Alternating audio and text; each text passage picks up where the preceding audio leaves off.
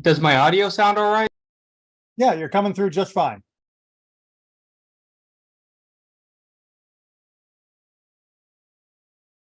Just let me get the YouTube feed up. Does my audio sound all right?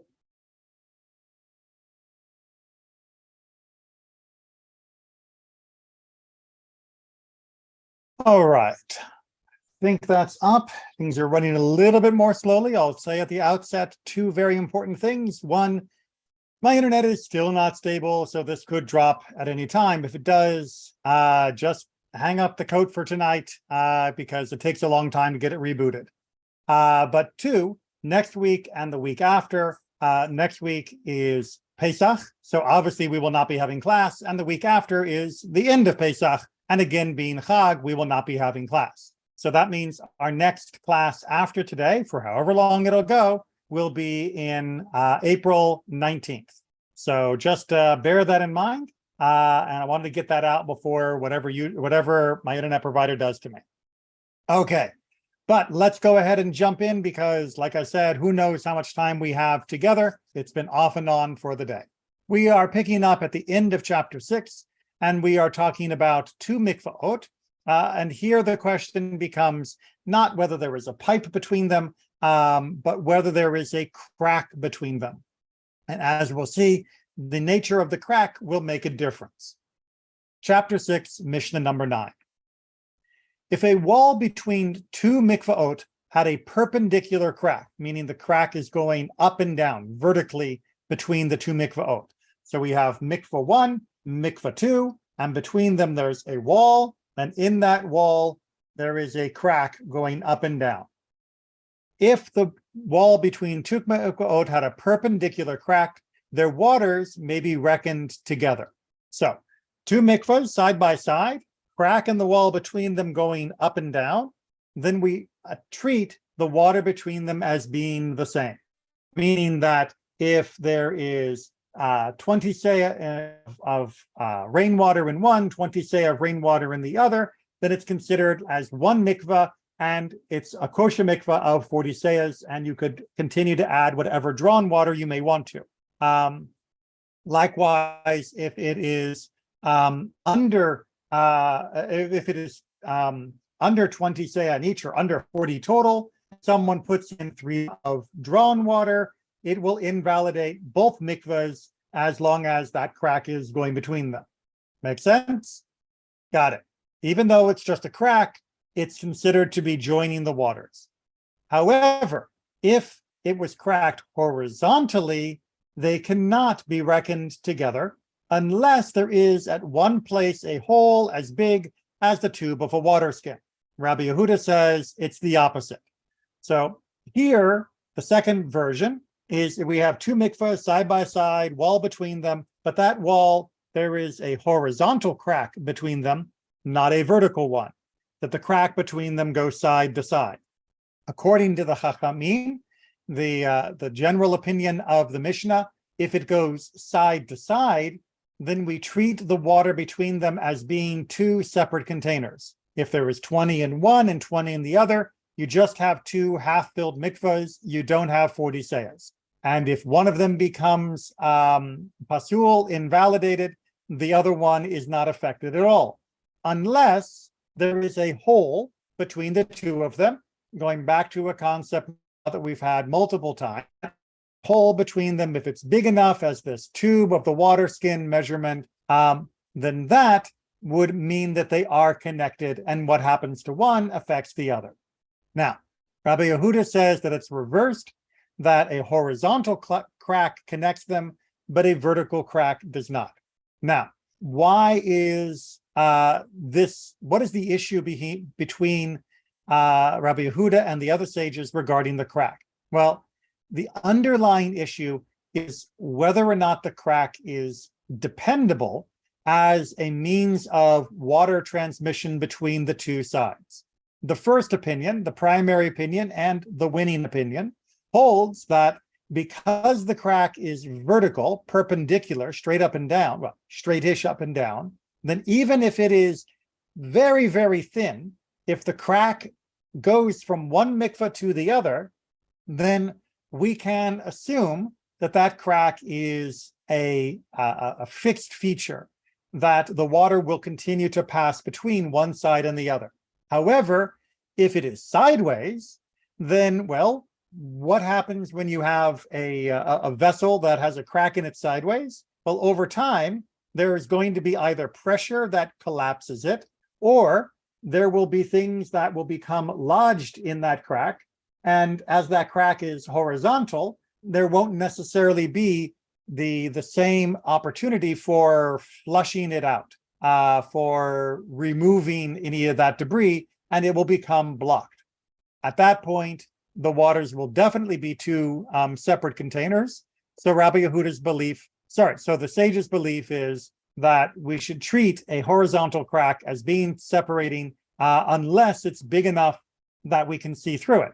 And if we can see and it's got this water skin hole, then we treat it as being a joining pipe between the two of them, even if it formed accidentally. Any questions or comments on that? Yes, Rabbi, I have a question. Yes.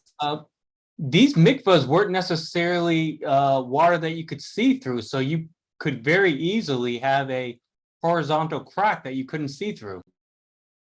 Absolutely. And that's why, many chapters ago, we talked about cases of safek, where if you realize the mikvah was invalidated after the fact, but you're not sure when it was invalidated, then we get into the more complicated issue of, well, what do we undo that was purified by this mikvah retroactively? And that was, like I said, in previous chapters. So you're right. Good maintenance of a mikvah is important. And again, the Mishnah here is not talking about a common occurrence, because in common usage, a mikvah should be maintained. It should be inspected, not only to make sure that it has the right amount of water in it, but to make sure that it isn't cracked or draining or otherwise invalidating itself. However, the rabbis wanted to talk about this case, to talk about not only the hypothetical, what if, but also to talk about what counts as being a channel between one mikveh and the other. And here the answer is, if it's susceptible to collapse or blockage, then it has to be of this minimum measure. If it's not, in their opinion, then it doesn't matter. But always keep good track of your mikveh and make sure that it's well maintained.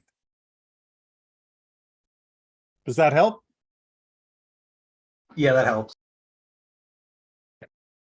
And then the second half of Mishnah 9, if there is a breach from one mikveh to the other, they can be reckoned together if the height is as the thickness of the skin of garlic and the breadth like the tube of a water skin. So for a breach to serve to connect two mikvaot, meaning going through this wall, it does need a minimum height. Now, its height can be just as thin as a piece of garlic, which is the thinnest thing they can describe. So that's like, in modern English, we might say paper thin, but paper wasn't as common back then, and the paper they used wasn't as ours. But anybody here who's ever prepared garlic knows that the skin of a garlic is very thin indeed. But it does still have to be wide, like we've talked about before. So this vertical crack can be very, very small, but it does have this minimum measure. So a pinprick is not sufficient. There does need to be a little bit of I guess two-dimensionality would be the right geometric term for this. But the two-dimensionality is still very, very small overall. All right, and then in number 10, we're going to continue with our discussion of the unusual ways that mikvahs could be constructed, or rather baths could be constructed, and some of the issues that could happen with it. Now, we have to remind ourselves here, and it'll be important for some of the Mishnayot in chapter 7 as well, that nowadays, when we think about a mikvah, we think about a singular, purpose-built structure that is only being used for purification purposes. That's it. Nobody nowadays, more or less, builds a water retention area that could also be a mikveh sometimes, but that wasn't the main reason I built it. If you were building a swimming pool, you weren't thinking you would use it in mikveh, and most swimming pools are not suitable for being a mikveh by the normal way they are constructed and filled. And if you're building a mikveh, you're not planning to use it as a swimming pool. In the ancient world, especially during the time of the Mishnah, with the influence of the Greco-Roman world, as well as Jewish law, we liked baths. Baths as an element of the culture were very popular. And, rightly so. Anybody who's gone to a nice relaxing spa or hot spring kind of experience knows that going through the different bathhouses and the saunas that they would have, the schwitz rooms and the hot baths and the cold baths, those were very nice experiences. And so some of the Mishnayot are dealing with the fact that not every water collection was designed to be a mikveh, but it might also be a mikveh. And so they are dealing with those questions. Plus the fact that many people might have built baths would also come to build a mikveh, and they want to make sure that there are certain elements that are considered when building it as a mikveh that might not be a consideration when building a bath. So you want to make sure your construction people get it right. And that's where we have our topic here in Mishnah 10. And in Mishnah 10, we are talking about the drainage plug. So even though a mikveh is not allowed to be used if the water is flowing, if the water isn't flowing, well, how do you make that stay good? Eventually, especially in the world before modern plumbing, the water is going to get kind of nasty. Eventually, you're going to have to drain it and refill it and clean it and all of those other kinds of things. So it was to the baths of the ancient world, as well as to the mikveh. Now, you couldn't just have it draining all the time. You would have to have a stopper. You would have to have a plug, just like in most modern bathtubs in the United States and most other parts of the world that I know, where your bathtub is not being filled continuously from the tap. Instead, you put a plug in or you pull a lever and boom, now the bath fills up. So we're dealing with that kind of issue of how do I plug it without, and this is the part that's important for our Mishnah, without creating a vessel.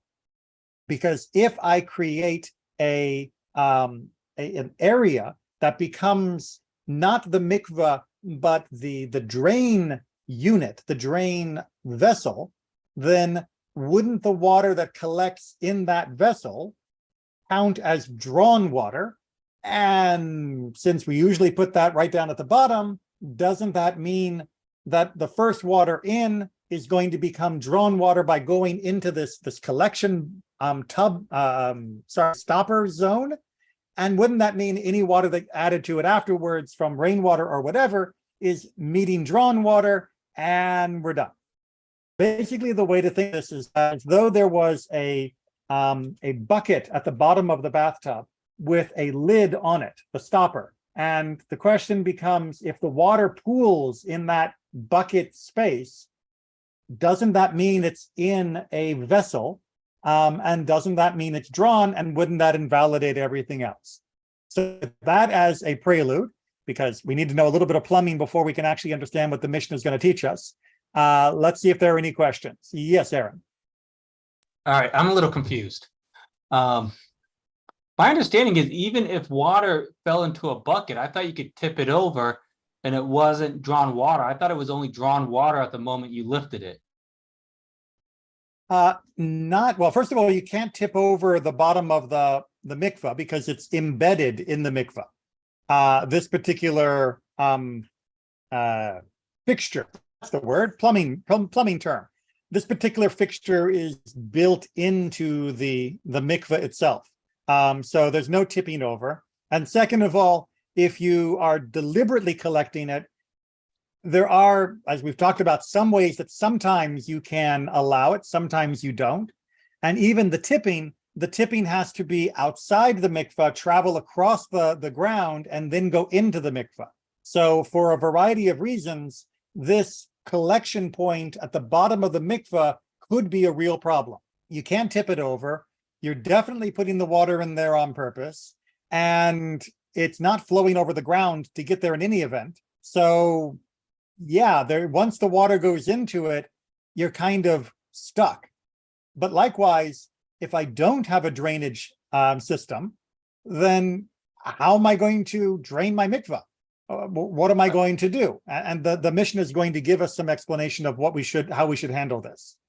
I thought all the problems you just mentioned is basically what a mikvah is. I mean, you obviously have something to stop it on purpose, and the whole point of a mikvah is to collect water on purpose. Yes, and if the mikvah was just a giant hole in the ground that was carved out to collect rainwater, a cistern, for example, of which we have found many historical examples in Israel, that's fine. The water is going in. You'll probably pull some water out from time to time. That's fine, whatever. And especially if it's large enough, then you might even be able to get away with it. Also, if it's shaded, maybe you won't get algae growing there. There were some ways to keep this running.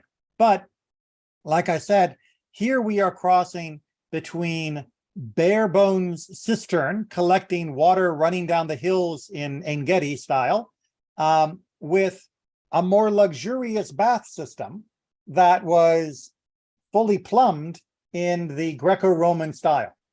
And the great thing is, if you go to Masada, you can see both varieties in the same structure. There were water gathering points that were for just drinking water, and there were luxurious baths built into Masada as well. And this is trying to really talk about that second version, where you would have plumbing in the mikveh structure. And as such, there is a potential problem. Now, can you avoid the problem? We're going to see one way to avoid it. Can you just not plumb your mikveh? Absolutely. But the rabbis were dealing with the plumbing system and the culture of the day. And the culture of the day said, I'd like to have a nicer system. I want better plumbing. And this is how you deal with it. The outlet of a bath basin, if it is in the center, it renders the bath invalid as a mikveh. But if it is at the side, it does not render it invalid, because then it is like one mikveh adjoining another mikveh. The words of Rabbi Meir. So Rabbi Meir comes up with solution number one. Now, he is going to be outvoted, so don't get too attached. His solution is, look, if I look down on my mikveh from the top, yes, if I put my drain right in the center of that, classic bathtub style, then yes, when the water goes in, it's going to go right into that container, and boom, now it's drawn water and it's invalidating everything that comes after. On the other hand, if I put the plug off to the side in like a joining alcove, so you have your basic mikveh, again, looking straight down on it, and rather than putting the hole here, you dig a little hole into the wall and you make a little notch, and at the base of that, you put your drain. Well, that separate cavity is like a separate cavity, like we've talked about before. And as long as the water in the first part of the mikveh is sufficient, then that little cavity is not a problem. So that's Rabbi Meir's a way around this issue. But the sages have a quicker solution to the problem.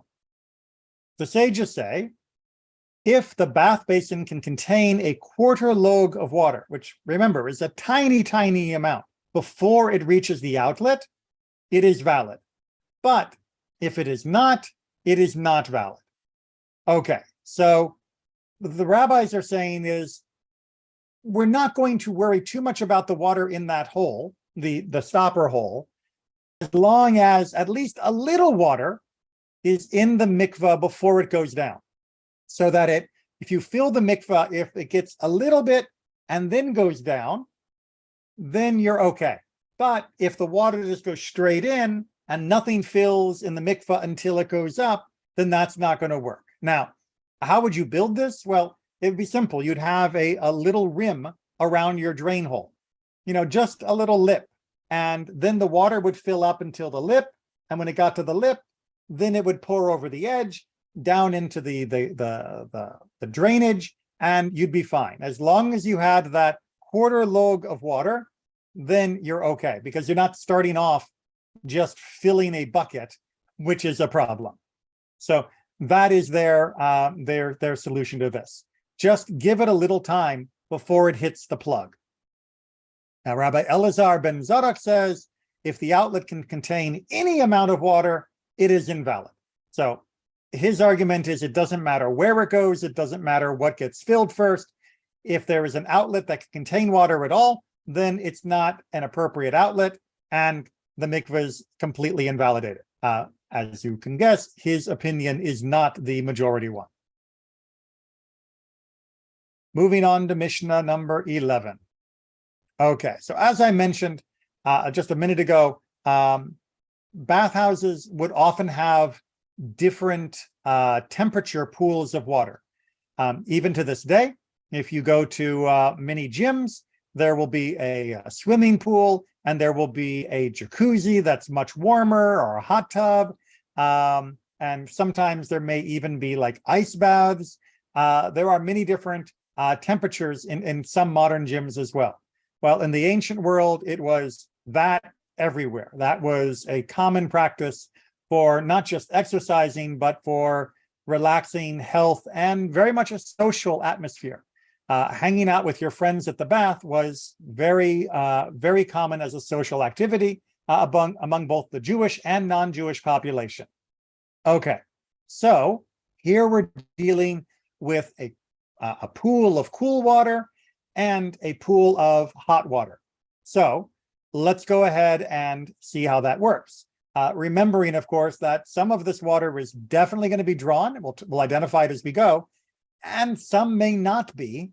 And so that is why we need to figure out which one is going to be, what's going to be valid and what will not, if the plumbing is connecting between them.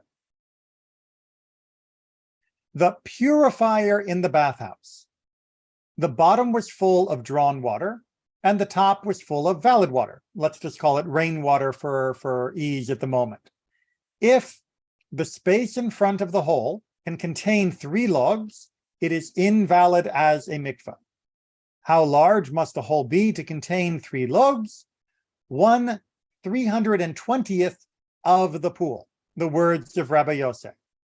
Okay, so here we have our 2 pools, and we have one uphill and one downhill. So the downhill one is the nice hot bath, and then you're going to go up and dunk yourself in the cold bath. Okay, and there's a pipe running between them because they had great plumbing in the ancient world. So what's the issue here? Well, the issue here is, what about that pipe between them? What about that hole? Again, pipe it doesn't have to be a purpose-built pipe. If it's just a drill hole or even a large crack between them, like we talked about before, that can be considered connected. But here the question is whether or not that connection is considered invalidating for the top one.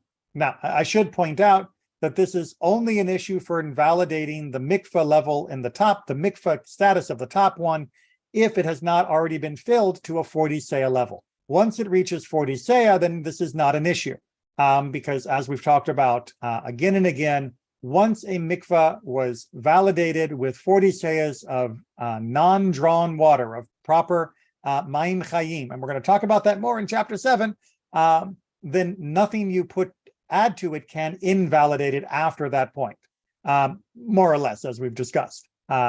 So this is in its filling stage where the issue is. And here the issue is, well, if that channel can hold 3 logs, our magic number for invalidating a mikvah, then it invalidates it. But how big would that hole be? What proportion would that be? Well, they do the math. If the full mikvah would contain 40 sayas, then 40 sayas is equal, as Dr. Colt points out, to 960 logs of water. Then you would need to have a hole that was the size of 1/320th of the overall pool. Divide the pool into 300 pieces, more or less. Take one of them, say, is that how big my hole is? If yes, then if that's already filled, when it connects to where the mikvah is filling, then it is now invalidated. So that extra brush of water, even though it's only that amount, as long as it's 3 logs or more, that's in the hole, that is considered to now be in the filling mikvah and thus invalidates it. Make sense? Okay, that's Rabbi Yosef.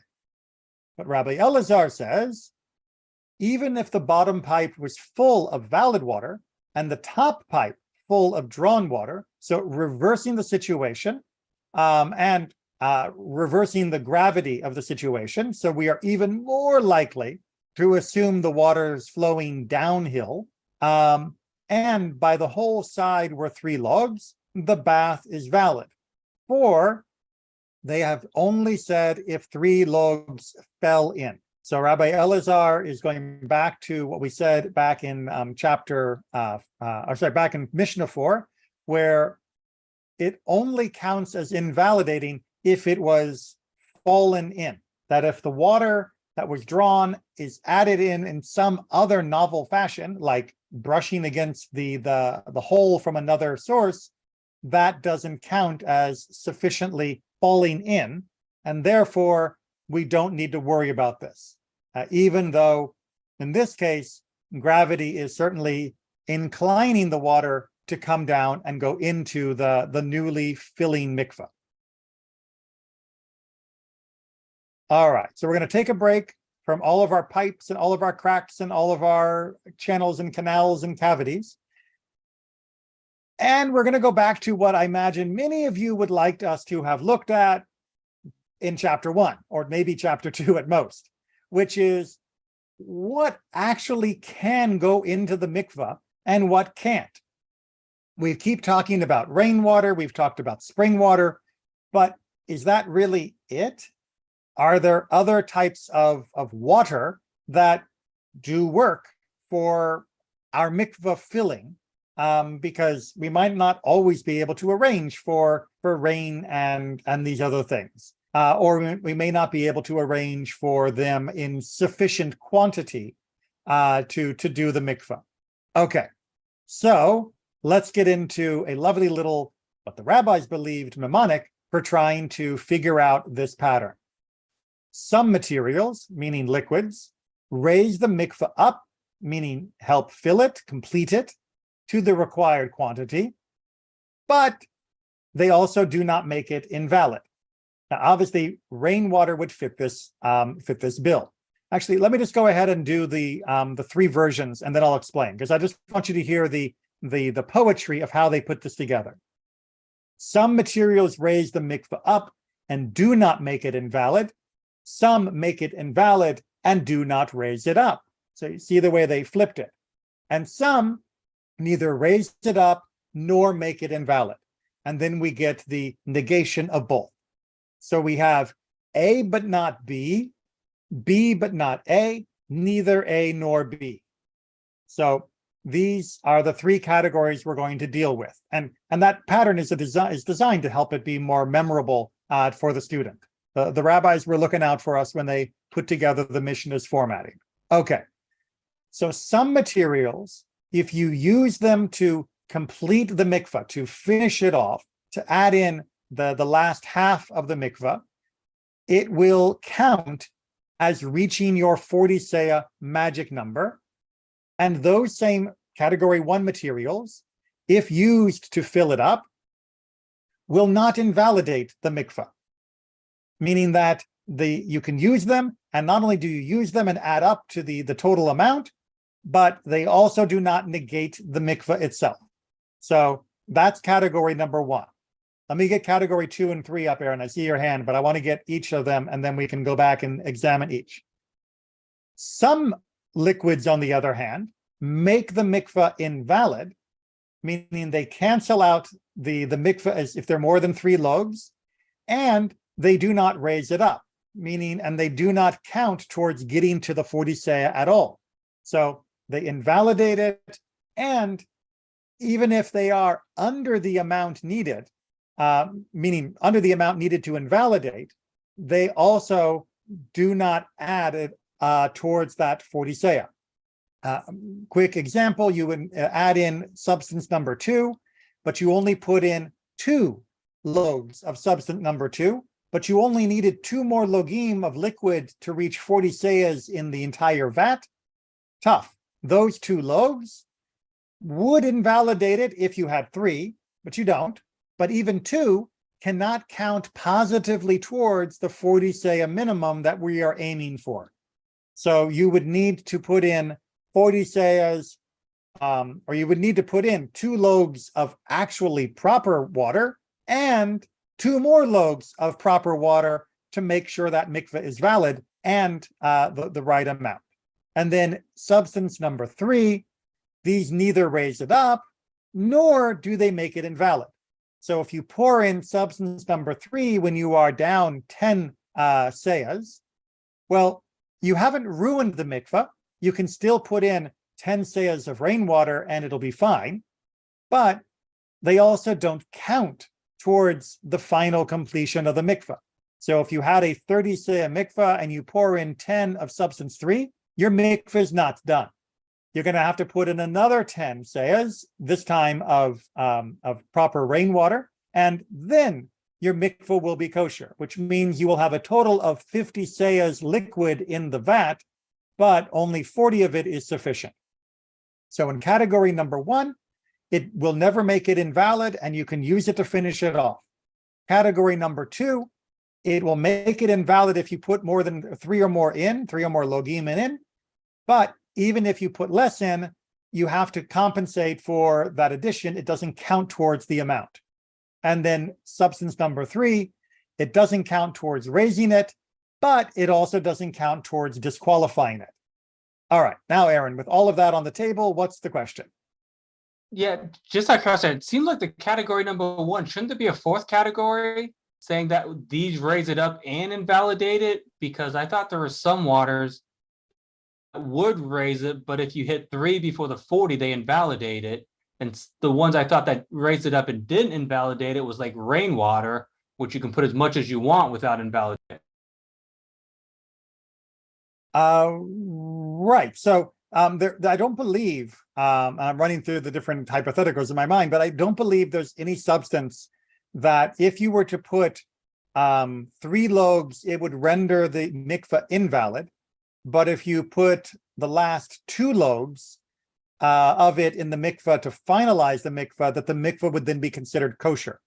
I don't think there is a substance that fits into that gap.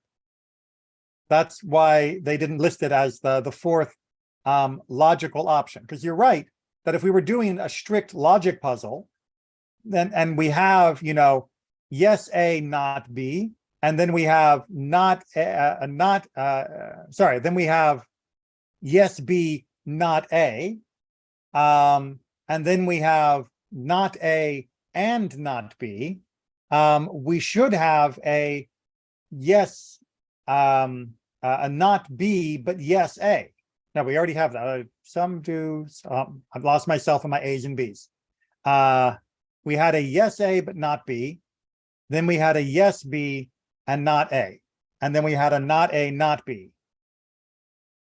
No, those are the only 3 options. I mean, the only 4th option is rainwater, which is yes, it raises it up, and yes, it doesn't make it invalid. But that's been our default water for the entire time. So maybe that's where the gap is. All right, well, let's identify these substances, and then we'll see if we've left any holes. So substance number 1. These raise it up to the required quantity and do not make the mikveh invalid. Snow, hail, frosted dew, ice, salt, and thin mud. All right, so let's do these sort of in reverse order because the last two are the ones I think that are most confusing. Thin mud means mud that is basically liquid. It still has a muddiness to it, but it is essentially a pure water base with just dirt suspended in it. So if you splash it on something, yeah, there'll be a muddy residue, but it's not mud like making a mud pie. And we talked about the thickness of mud that this counts as in earlier Mishnayot. Salt here is a little more confusing. Salt is confusing because this salt is ocean salt. And the rabbis considered the salt left behind by ocean water to basically be dried ocean. I know, which is kind of a weird concept, but because it's dehydrated ocean, it still counts as being water, even though it's salt. And so if you were to shovel this into a mikvah, it counts as being valid water rather than being a mineral. And by valid, it doesn't just not disqualify it. It can also raise the level to the point where the mikvah is now sufficient, 40 sayas, for being used. And again, that sounds counterintuitive to us, but again, think of this as being dehydrated seawater. Likewise, ice, dew, hail, and snow, those ones probably seem more obvious because they are water in different forms. And as such, we shouldn't be too surprised that they can be used for the mikvah. Now, before we get into the additional discussion, I'm just going to give a little prelude from something we're going to do later, because I know this question has come up before and it will come up again. And it's probably going to sound a little weird, but once water is no longer water, once it is snow, hail, frosted dew, ice, salt, or thin mud, then it can also no longer be drawn water. So if you put hail in a bucket, that hail is not considered to be drawn water. It's considered to be hail. And it can still be used in the mikvah, and it will not invalidate the mikvah.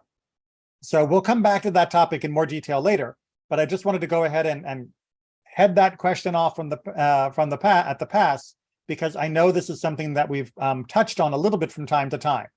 But these alternative forms that will complete and will not invalidate the substance one can be moved around in vessels without them becoming drawn water. To be drawn water, it has to be water. And these other forms do not qualify as being true water, which is why we also don't start the mikvah with them. But it's also why they can be schlepped without it being a problem. Let's finish up a little bit of discussion on this. Rabbi Akiva said, Rabbi Ishmael once argued against me, saying, snow does not raise up the mikvah to its required quantity. It cannot be used to complete the mikvah. But the men of Madaba testified in his name, meaning in Rabbi Ishmael's name, that he had once told them, go and bring snow, and with it prepare a mikvah from the outset. Okay, so great little insight into the debates between Rabbi Akiva and Rabbi Ishmael. They were two rival schools, much like Beit Hillel and Beit Shammai, but in a later generation. Rabbi Akiva eventually wins and is the more dominant voice between the two. But we do have a lot from both of them that we discuss and continue to reflect upon. Here, Rabbi Akiva is saying, I am a big fan of Rabbi Ishmael, by the way. Well, he has a lot going for him. I mean, literally, he was like number 2 in his generation. That's a lot to be said. Okay, so Rabbi Akiva is bringing a little, I don't know what way to put this. He is sharing an opinion of Rabbi Ishmael, his rival, in a way that makes Rabbi Akiva win. So he's saying, look, Rabbi Ishmael often would tell me, or at least once said, you can't use snow to finish off the mikvah. But I talked to the people of this city, and they told me, they testified in his name, that he had actually told them, you can go and should bring snow and use the mikvah. So what's going on here? Well, it seems to be that Rabbi Akiva is saying, you might have heard an opinion by Rabbi Ishmael saying, don't use snow, that's not considered to be water enough once it's become snow to be used for a mikvah in this way. But understand that Rabbi Ishmael did not mean that categorically. In fact, I know of people who told me that he told them to use snow itself. Now, what this probably means is that Rabbi Ishmael did not think that snow was the best form to be used for a mikvah, that it should probably be reluctantly used to make a mikvah or to finish the mikvah, but when needed, agree that snow was sufficient and suitable for making a mikvah. And so Rabbi Akiva is clarifying his opponent's position by adding in a different circumstance in which Rabbi Ishmael has been shown to have agreed with the opinion that snow is acceptable. Now, this is a little foretaste of how the Talmud discussions work, where oftentimes you'll have an opinion, like Rabbi Ishmael, that seem to be opposed to each other, use snow, don't use snow, but another voice, although in this case it was Rabbi Akiva's voice, but in the Talmud it will often be another sage or editor that will say, yes, they only look like they're arguing because they're talking about circumstance one. But in circumstance two, and circumstance one is more about a preference rather than a hard rule. And when push comes to shove, they would both agree, use the snow. So we're not going to go into it more elaborately than that unless you have a question, but just as an example of how conversations and debates are often presented and resolved, this is a mini version of what you might see in the Talmud's discussion of the rabbis and other issues. Aaron, I thought I saw your hand go up. Yeah, I was just going to say, it literally says Rabbi Ishmael argued against me that snow does not raise up the mikvah. Yes. So, I mean, like I said, I don't want to portray Rabbi Akiva as being unfair to Rabbi Ishmael, but he is probably trying to get in front of possible arguments, or more specifically, Rabbi Yehuda Hanassi is trying to get in front of potential arguments, meaning the editor of the Mishnah, that there are people out there who would say, I'm sure I heard that Rabbi Ishmael said snow wasn't okay.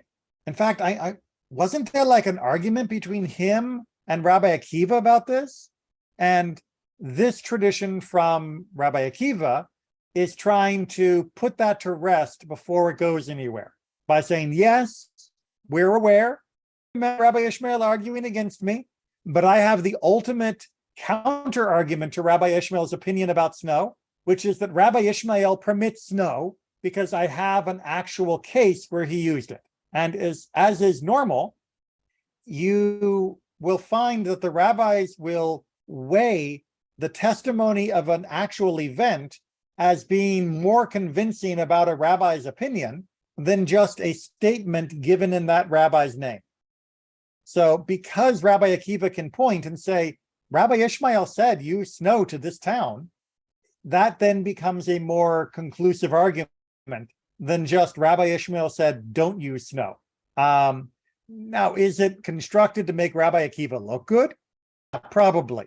Like I said, he was the preferred voice of his generation. And yes, this does make him come out looking better. But was it more likely included in this particular way in order to show us how to think about these types of arguments and to show us that testimony in someone's name about an action is more powerful than testimony in someone's name about their words? Yeah, that was probably the main reason why it was edited in this version. Rabbi, just out of curiosity, do people ever view these arguments as, let's say, politics of the day? Yes and no. There is a healthy amount of that in academic study of rabbinic literature, where people try to tease out who was on which side of which issues and what political, social, military power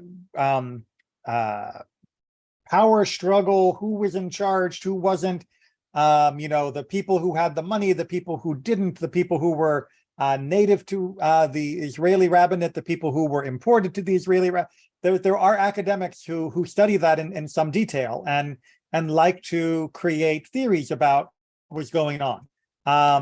Unfortunately, we don't have nearly enough evidence, in my opinion, to say inconclusive, although we can make some guesses because we do know some of their more obvious political opinions, like Rabbi Akiva was in favor of revolt against Rome, one of the more famous political opinions of the time. But classical study really does try to look at this as being an argument about what tradition of interpretation did they receive, how did they understand it, and how did they apply it.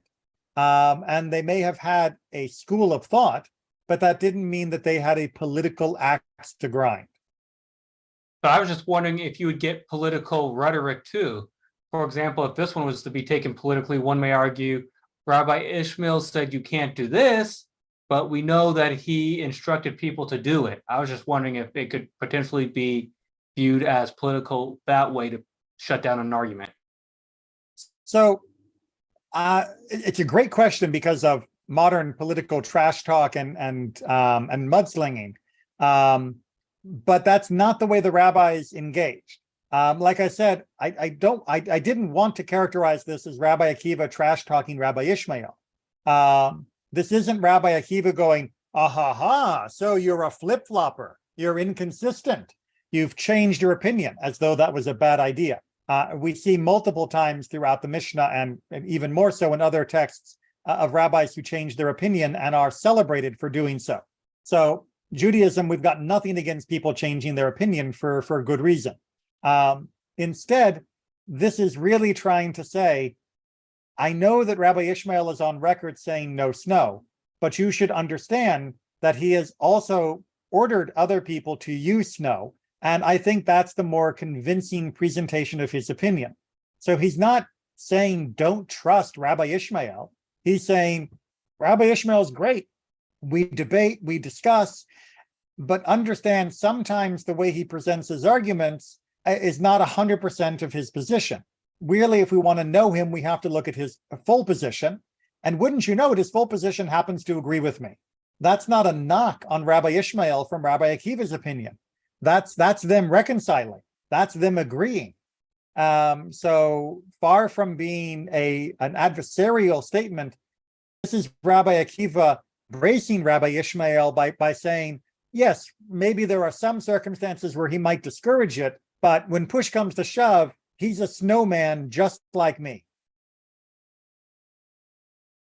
So yeah, it is important not to look at this with modern political, adversarial, hostile, divisive lenses, like everything around us, unfortunately. And instead, look at this as being a good dugma, an example of how you debate with someone. And rather than pointing out that you disagree with them and thus they are stupid or evil, realize that actually we don't disagree as much as we think. And there is evidence that we are on the same side.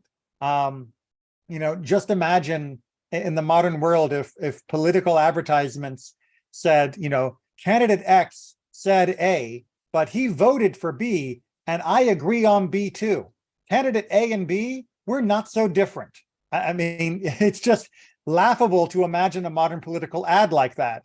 And it's a shame because that's what we need. We need to see where we agree and build on that. And then we need to see where we have to compromise to maintain our society. But that's enough of my soapbox. And then Rabbi Yochanan ben Nuri comes out of nowhere and says, hailstones are like drawn water. So for him, hail is too much like regular water. So your bucket full of hail that you dump into the mikvah to add, that is just like dumping well water right into the mikvah. That is maim shvuyim, and that is disqualifying your mikvah if it's under 40 seyas, et cetera, et cetera. So out of the question. He loses that argument, just for the record keeper, but his opinion is that hail is just like water. Yes, Natan. But what happens if the mikvah is open and the hail fell directly to the mikvah? It's a natural water, so it's fine. Yes, if it was an open mikvah and hail is just pouring in from the sky, Yes. then that's the same as rain falling in. But if you have hail and you put it into a bucket, you shovel the hail off of your courtyard and you put it in a bucket and then you drop that into the mikvah, that is where he says it's a problem. If it gets into a container, then it's like drawn water.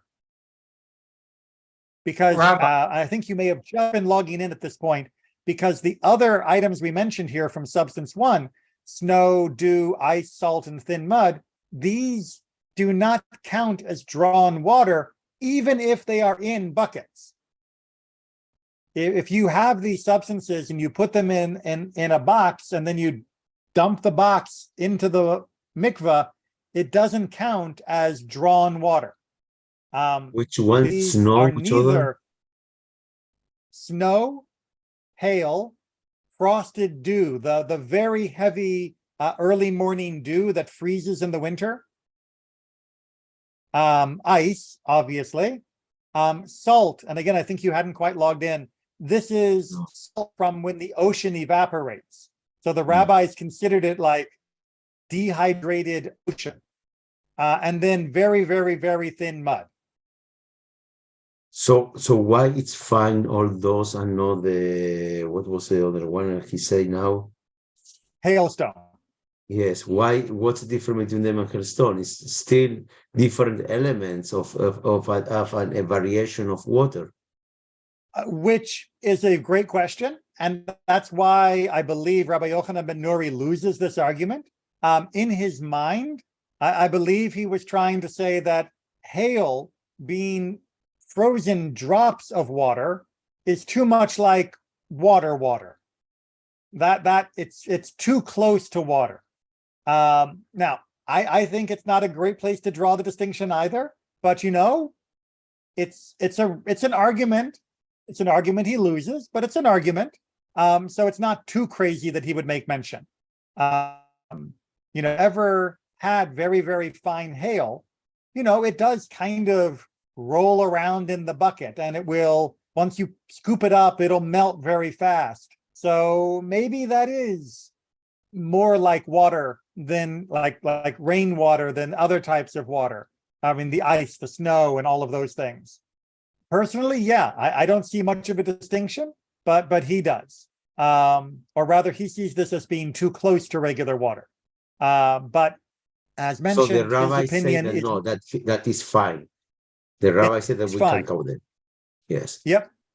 Use the hail if you got it. So the rabbi agree with, or I agree with the rabbi. Rabbi, I don't know what to do. But we have the same opinion. Okay. Just Yes. You and Okay. you and the Chachamim, the sages, have the same opinion. Yes. All right. And then how do they raise it up to the required quantity and not render it invalid with all of these substance one issues? Well, if the mikveh contained 40 seyas less one, and a seyer of them fell in and made up the required quantity, they thus make up the required quantity, but do not render it invalid. All right, so this is what I explained at the beginning of Mishnah 1, that if you take your bucket of snow and you dump it into your 39 seya mikveh, and you've dumped your 1 seya of snow, and now your mikveh goes from 39 to 40, the mikveh counts as being 40, and it is not a broken mikveh. It's not invalidated by that bucket full of snow. Although a bucket full of snow to 1 seah would be fairly large. So Sorry, what did you say again, Rabbi? Sorry, I lost you. I know. So If you you have have a 39, 39 seah mikvah with rainwater in it, right? Mhm. It's 39 seahs of rainwater.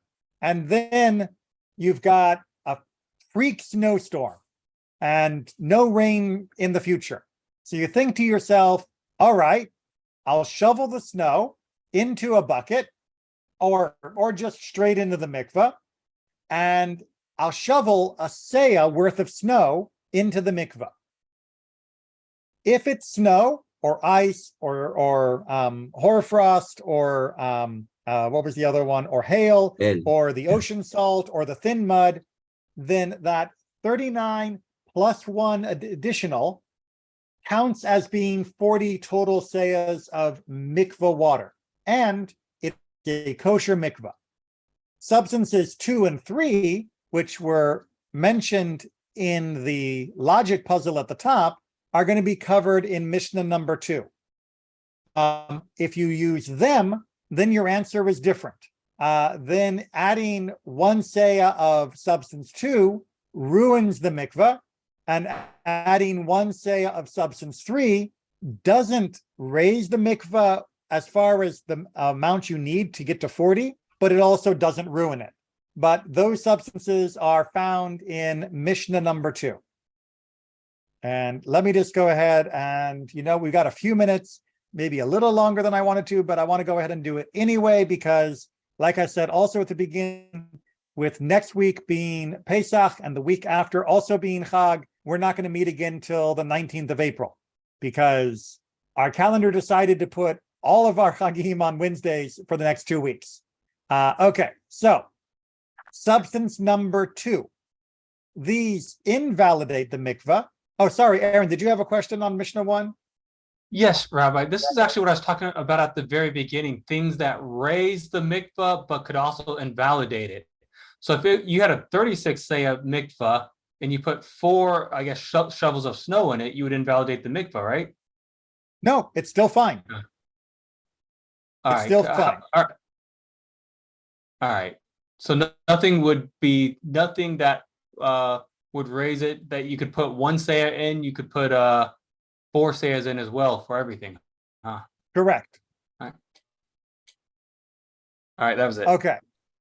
No problem. All right, so Mishnah 2, substance number 2 from our list at the beginning of Mishnah 1. These invalidate the mikvah and do not raise it up to the required quantity. Now, invalidates the most important part here, but let me explain also the do not raise it up again. If you put in 3 logim, your mikvah, if it was under 40, is now not kosher permanently. Empty it, start again. That part we've talked about a lot. Part 2, do not raise it up, means if your mikvah is just a tiny bit less and you add some of this water, you don't cancel the mikvah because it's less than 3 logs, but you also don't meet your 40 seah minimum.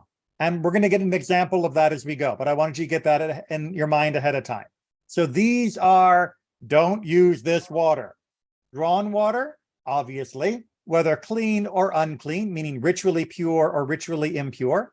Water that has been used for pickling, don't use your pickle barrel water, or for boiling, and grape skin wine before it becomes vinegar. So any of these liquids, if you use them more than 3 log, the mikvah is now invalidated. And any of these liquids, if you add it less than 3 logs, it does not count towards the total amount needed to make 40 seahs.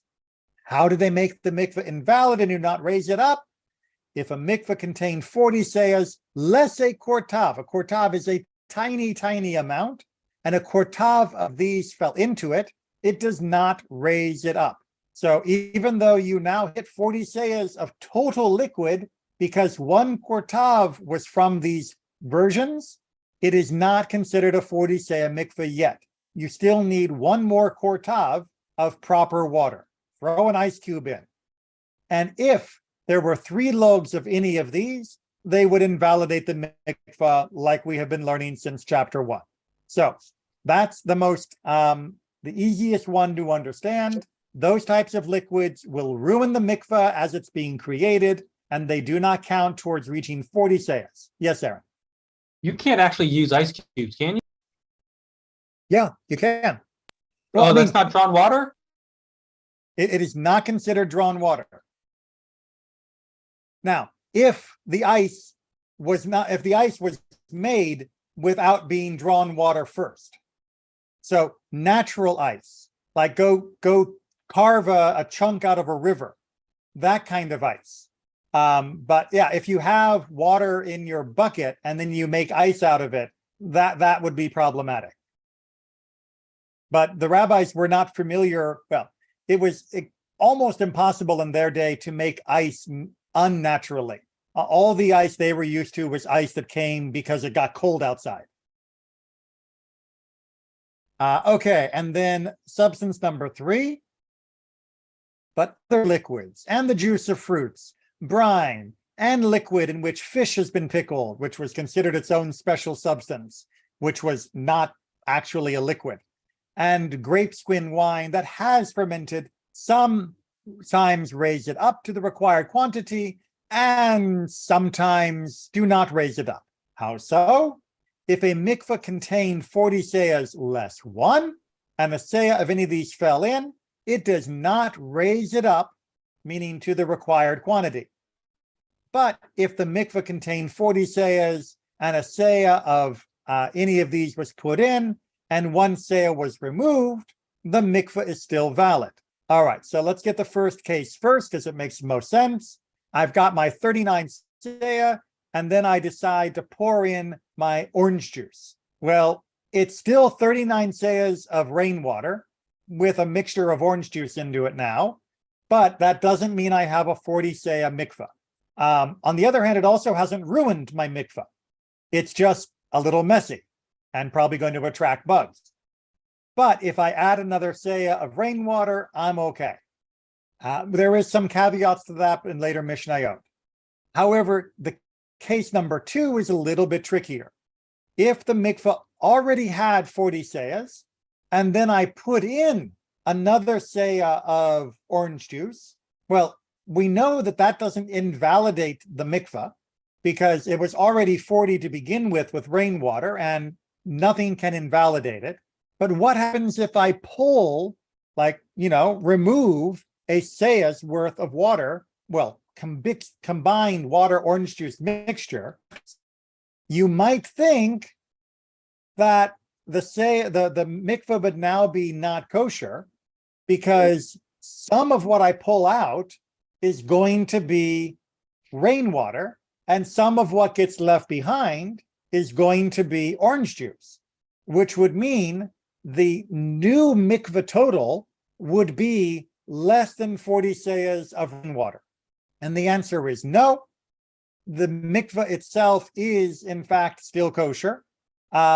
Even though you had this particular mixture added into it, but only because it was after it reached 40 sayas and was already a kosher mikvah in the first place, and only because you then added above that and then went down. Once you fall below the 40 sayah threshold, we're back into trouble zone.